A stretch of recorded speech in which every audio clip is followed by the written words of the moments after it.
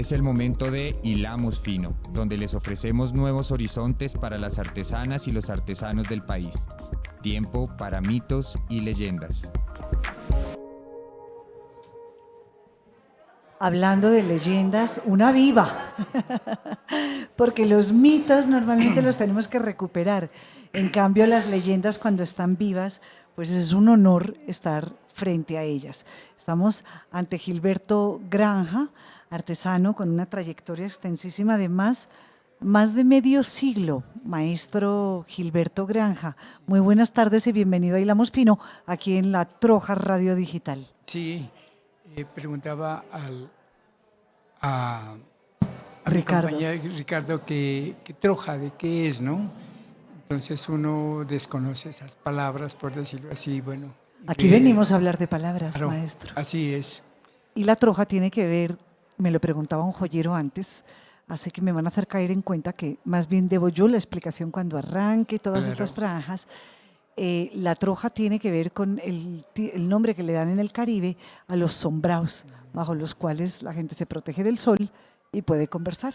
Y esa es la idea, que aquí podamos abordar y elaborar los relatos de la Colombia artesana con la participación de profesionales de artesanías de Colombia, de especialistas de sectores distintos al artesanal. Estoy hablando la arquitectura, el diseño, la moda, la antropología, la investigación biológica, en fin, tantos territorios que pueden confluir con lo artesanal y principalmente los artesanos y las artesanas.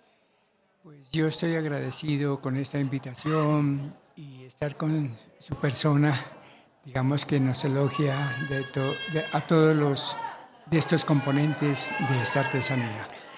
Sí, señor, es que la idea justamente es que desde Artesanías de Colombia nos comprometemos en ser medio de comunicación, utilizando nuestros entrenamientos profesionales para brindar espacios de radio digital, escenarios en vivo, televisión, en fin, que no nos quede nada grande, que seamos capaces de elaborar en este relato juntos.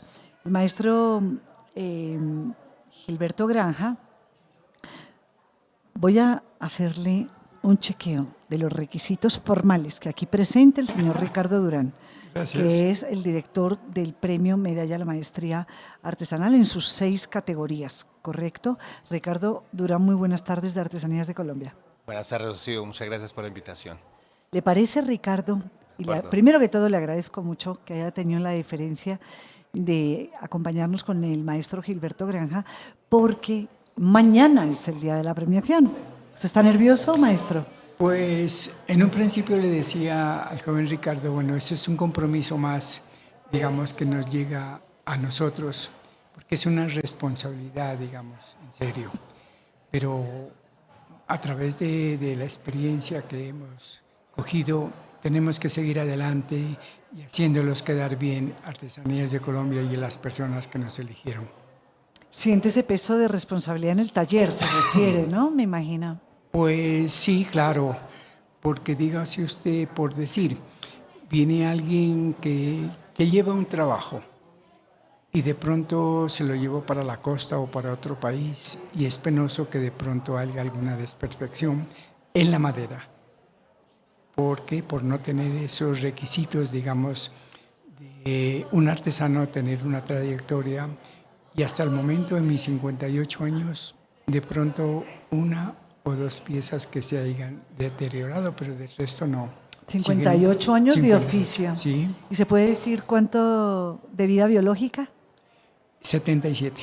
Imagínense, lleva toda su vida profesional desde ser un hombre muy joven dedicado a este oficio, que vamos a aclarar qué técnica es. Se llama el barniz de pasto o, ¿cómo es el nombre indígena? Mopa mopa. Mopa mopa. Mopa mopa es un nombre indígena que quiere decir barniz.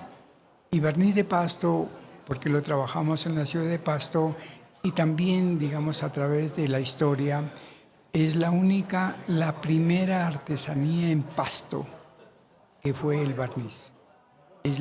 Y lo peor es de que es la única que se trabaja en Colombia y en el mundo. No se ha oído, digamos, que el mopa mopa se haya ido para otro país. Y Germán Obando, que es compañero suyo Sí. en otro taller artesanal también muy reputado, nos recordaba además que es patrimonio inmaterial proclamado por la UNESCO. Así es. Desde luego que el día de mañana va a ser muy emocionante. Estoy hablando del 15 de diciembre en el recinto de Expo Artesanías Corferias Bogotá, donde a las 2 de la tarde va a dar inicio toda la jornada de premiación y aquí este señor maestro Gilberto Granja va a subir al escenario a recibir ¿qué, Ricardo? ¿Qué recibe un maestro de maestros? Pues es un reconocimiento a una vida y obra por más de 30 años ejerciendo el oficio artesanal y transmitiéndolo a otras personas.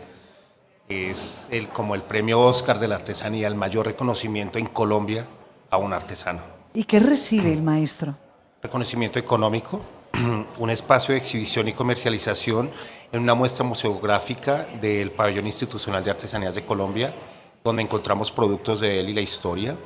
Recibe una medalla elaborada en plata, en filigrana, en técnica filigrana, por un joyeros de Mompox en Bolívar y con una cinta en Shakira, fabricada por artesanos en Vera de Río Sucio.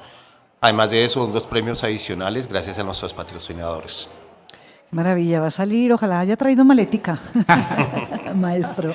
No, estamos agradecidos, le digo así nuevamente, por mi familia, por Oscar Granja, mi hijo.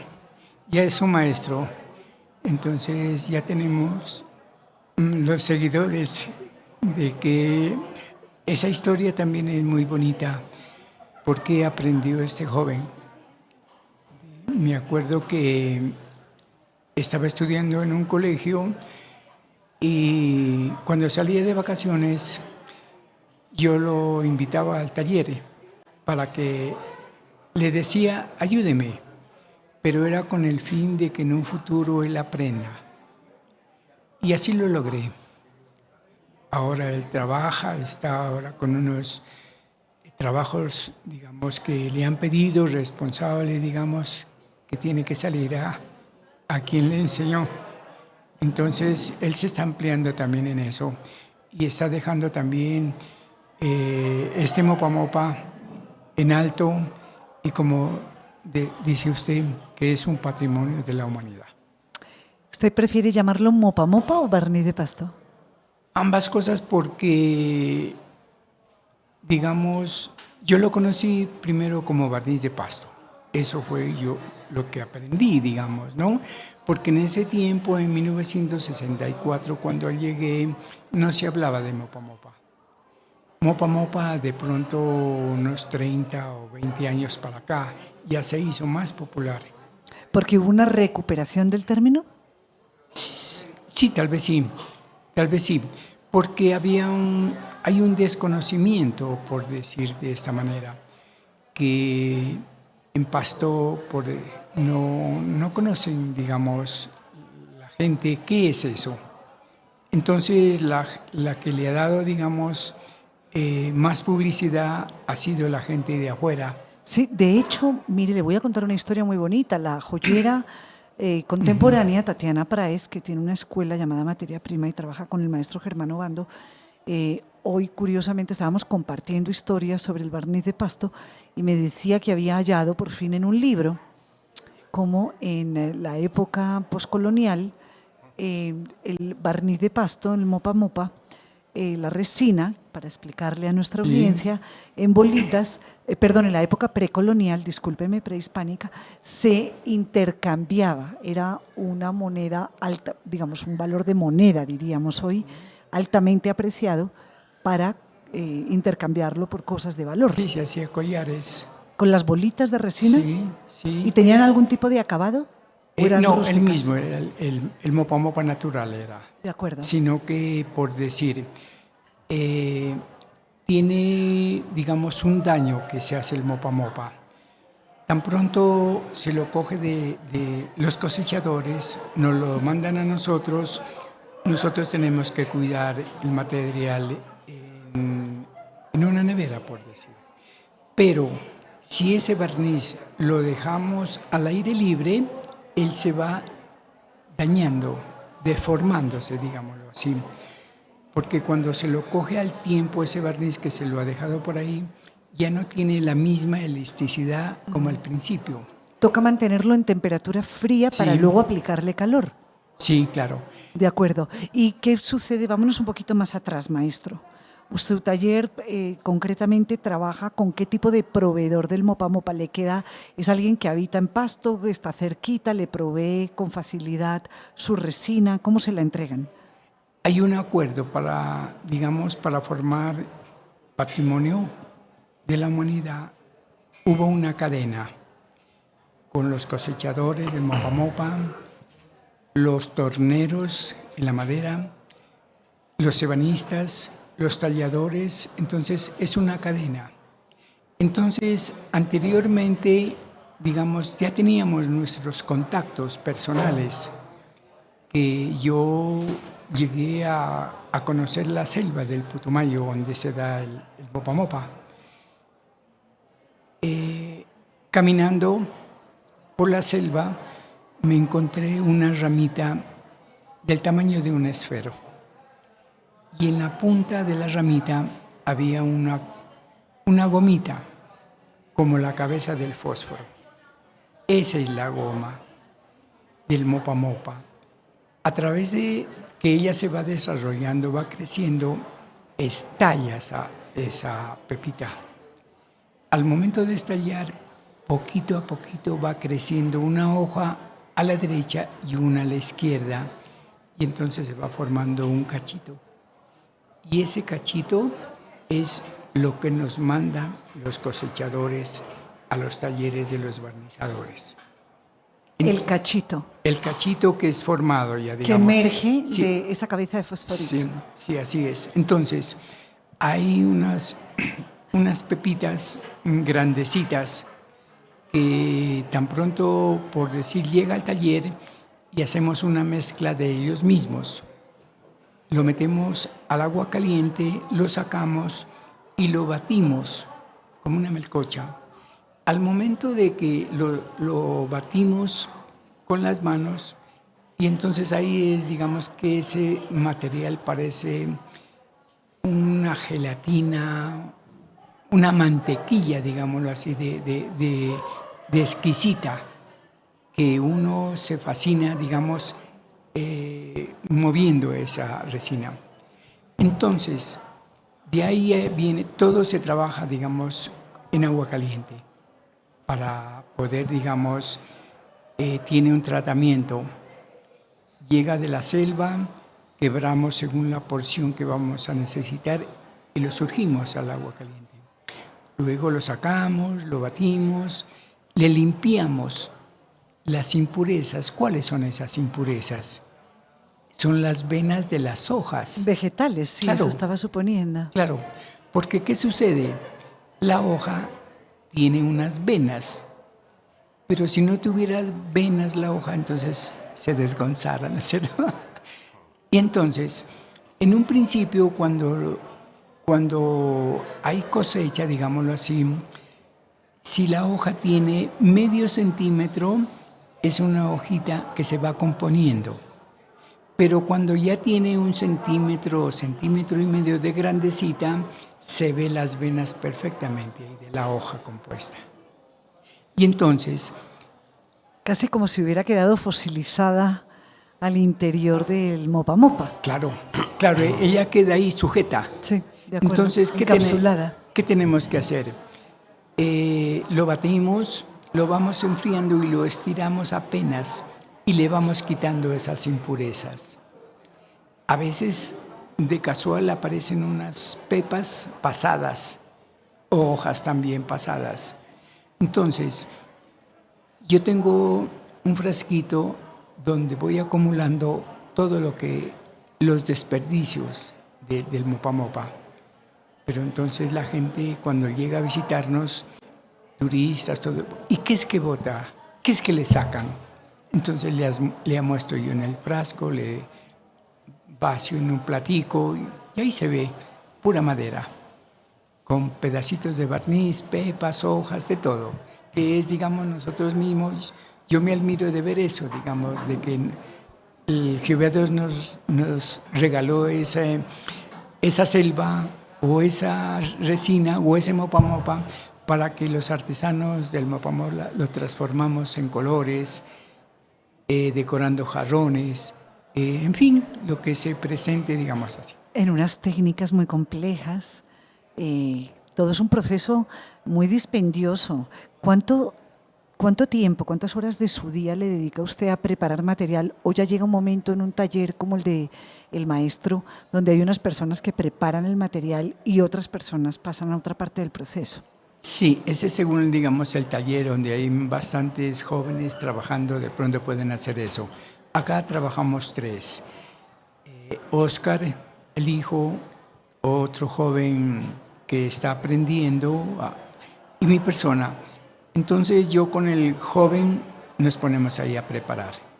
Por decir, un día completo lo dejamos, digamos, como para el otro día darle otra majada y pasarlo al molino, porque pasa el mopa mopa a un molino de moler maíz, digámoslo así, para que esa resina salga completamente una tela, digamos, hermosa, digamos, que no haya tropiezos, que cuando uno pasa el bisturí no salte. Claro, lo que llaman los niños turupes.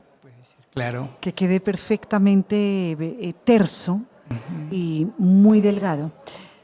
Esto es un relato fascinante, le agradezco mucho, maestro, que además tenga la deferencia de contárnoslo.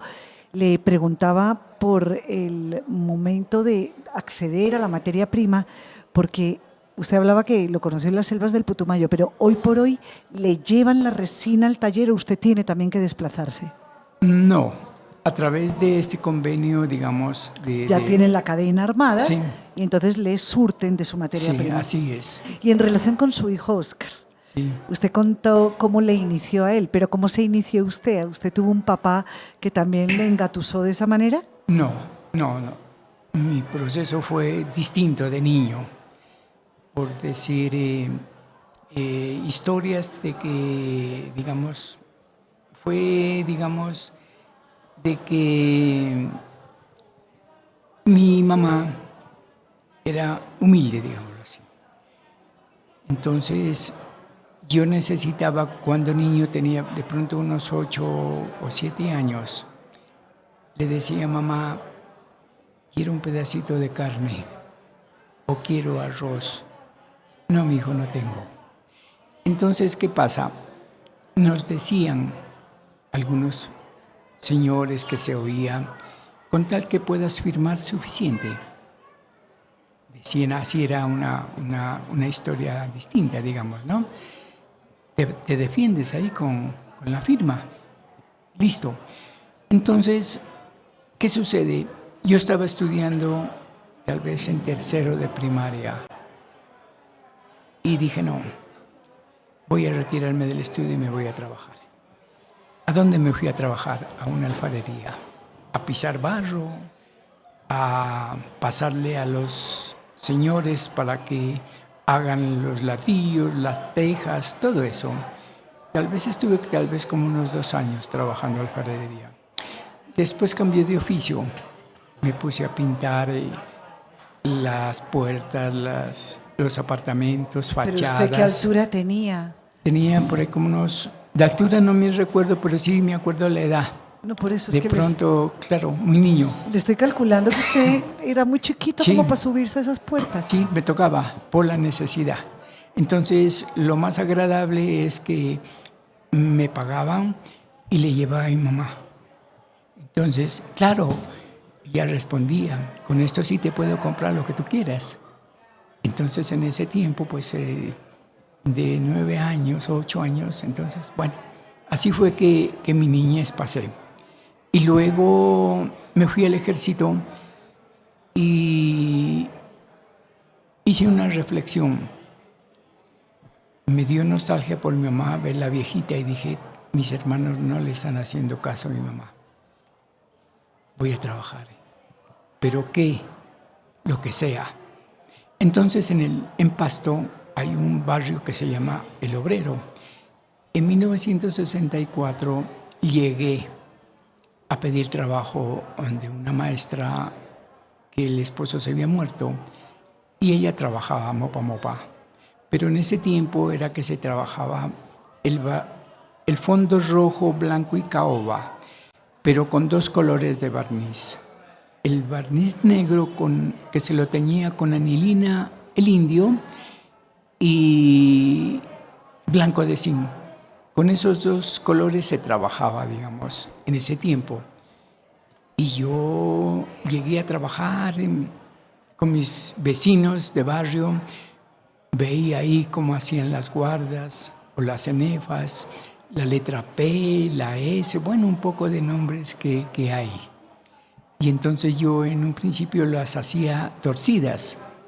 Y entonces la maestra o mis amigos decían, no, si es que así éramos al principio, dallábamos. Pero eso es fácil, levanta eso y haz de nuevo. A Sí. repetir. Sin saber que a ustedes le había tocado estar poquito tiempo haciendo planas. Claro. Mejor dicho, le tocó hacer planas ahí mismo en el taller. Y ahí en ese barrio obrero de Pasto, maestro, hay muchos talleres también dedicados a la tejeduría en telar horizontal y vertical de la Sí. oveja de lana. ¿Por qué llegó al mopa mopa y no al de al lado de la oveja de lana? Porque es que como fue la primera artesanía de Pasto, el mopa mopa, le vuelvo a repetir, entonces la lana ya era distinta. Todavía no había cogido por allá. No. Entonces el barniz de Pasto, nos contaba la maestra que llegaban flotas, ¿no?, con los pasajeros, y entonces el turista como que le decía, lléveme a esta dirección a comprar artículos. Y entonces llegaba la flota y se bajaban todos los pasajeros a comprarle a la señora o al maestro que en ese tiempo vivía. Y entonces se cogió fama el maestro, y entonces el mopa mopa. Cuando yo llegué había unos 4 o 5 talleres en ese tiempo, en 1964. Y por ahí yo arranqué, digamos, de que no, dije, me hice una pausa. Decía entre mí, qué lindo este oficio. Yo no sabía de barniz nada. Qué lindo este oficio, que lo pudiera aprender, es casero. Ya no tendría que estar yo al sol y al agua, subiéndome en escaleras, todo eso. Y entonces me puse metas. Aprendí, seguí aprendiendo. En un año, qué lindo, que pudiera aprender, yo me pongo en taller. ¿Y qué pasa? Me estuve 2 años más, no importaba lo que me pagara, era poquito, pero dije, pero si yo aprendo me desquito. Entonces lo logré. Este programa ha sido del maestro Gilberto Granja, Ricardo. Creo que quisiera dejarlo así, como cuando uno termina una pieza y no hace falta pegarle la última pulidita, porque así debe quedar. Muchas gracias. ¿Cómo dice usted, maestro, cuando una pieza queda perfecta? Usted sabe, está perfecta. ¿Hay alguna expresión? ¿Ya quedó impecable, quedó pulida? ¿Hay alguna expresión en particular? Sí, por decir, a ver, ya para terminar, veo yo en piezas especiales, veo yo mismo Gilberto Granja. La pieza que va firmada es más responsabilidad. Entonces, desde que yo inicio a trabajar cualquier artículo así, que sea especial, yo soy muy detallista. Algo que no me gusta, voy separando y voy reponiendo. Entonces, de esa manera, para que salga una buena pieza. Por eso, digamos, ya puse, como se dice, mi marca de mis trabajos. Ahí está la rúbrica del maestro Gilberto Granja, garantizando que esa pieza quedó como el maestro sentía que estaba totalmente impecable. Le voy a contar, Ricardo, para despedir, que el próximo año los requisitos de maestro de maestros, que es la más alta distinción, como usted nos contaba, y de gran reconocimiento, le va a tocar añadir el requisito que contaba el maestro al principio, y es que en toda la trayectoria artesanal, máximo se le hayan hecho una mellita a 2 piezas. Haya habido desperfecto en 2 piezas. Máximo. Bellísimo. Sí, así Maestro, Usted deja, como dicen, la vara muy alta y una gran inspiración para todas las generaciones y para compañeros suyos de oficio, muchas mujeres también que en otros oficios aspiran a ese gran galardón. Dios le pague por esas palabras, por ese aprecio. No les vamos a defraudar. Yo no me pierdo las palabras del maestro Gilberto Granja mañana, ¿no, Ricardo? Mañana a las 2 de la tarde en el auditorio principal de Corferias se realizará la premiación de los ganadores de este año. Muy bien, esto ha sido La Troja Radio Digital, un último segmento en la Rueda de Saberes y nos despedimos por hoy. Muchas gracias por la compañía. Gracias. Muchas gracias. No, maestro, esa historia. Despedimos esta jornada, nuestra programación desde Expo Artesanías 2021, una transmisión en el recinto de Corferias, Bogotá, para el resto del país y del mundo. Volvamos a lo nuestro. Invita Artesanías de Colombia. Producción técnica Corferias.